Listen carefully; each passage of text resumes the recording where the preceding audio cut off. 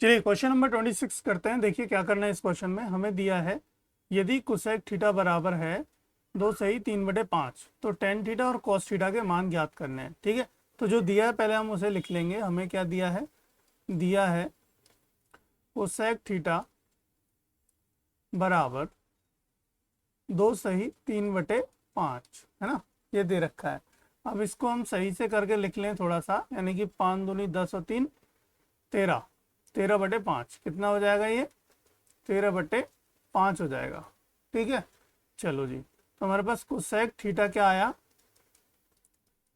13/5। अब cosec theta क्या होता है, कोसेक क्या होता है, कोसेक होता है कर्ण बटे लंब, है ना, कर्ण बटे लंब होता है।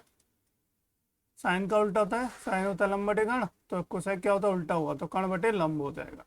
ठीक है, अब हमें टेन थीटा और कोस थीटा के मान निकालने, तो हम क्या करेंगे, पाइथागोरस प्रमेय का इस्तेमाल करेंगे। पाइथागोरस प्रमेय के लिए हमें क्या करना पड़ेगा, सबसे पहले एक समकोण त्रिभुज बनाना पड़ेगा।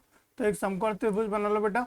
इस समकोण त्रिभुज में क्या क्या है, देखो, हमें कुछ भी ले लो, मान नामकरण इसका कर लेते हैं। ठीक है, ऐसे मान लेते हैं ए बी और सी, कुछ भी ले लेते हैं। ठीक है, अब देखो बी के सामने वाला एंगल की ये क्या होगा, कर्ण, तो कर्ण बटे लंब, यानी कि हमें दे रखा है 13, 13 दे रखा है ना, कर्ण और लंब, लंब कितना दे रखा है, लंब दिया है 5, यानी कि ये लंब है। ये कोण मान लेते हैं थीटा, इसको थीटा मान लिया, इसको हमने 90 डिग्री का कोण मान लिया। ठीक है, तो हम लिख सकते हैं यहाँ पे कि माना कोण बी बराबर है 90 डिग्री, है ना, तो बी हमने 90 डिग्री मान लिया है।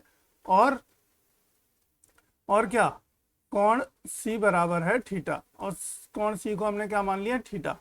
ठीक है, तो हम क्या करेंगे, पाइथागोरस प्रमेय से हम यहाँ पे मान वैल्यूज निकाल लेंगे। किसकी वैल्यू निकाल लेंगे, आधार की वैल्यू निकाल लेंगे। तो आधार देखो क्या हो जाएगा हमारा, तो पहले फॉर्मूला क्या होता है, ए सी का स्क्वायर बराबर होता है ए बी का स्क्वायर प्लस बी सी का स्क्वायर। ये फॉर्मूला नहीं होता है, फॉर्मूला होता है कर्ण का स्क्वायर बराबर बची दोनों शेष भुजाओं के स्क्वायर का सम। ये फॉर्मूला होता है, इसको याद रखना है हमें, है ना। तो ये हो गया हमारा कर्ण, और ये हो गई दोनों भुजाएं जिनके स्क्वायर का सम।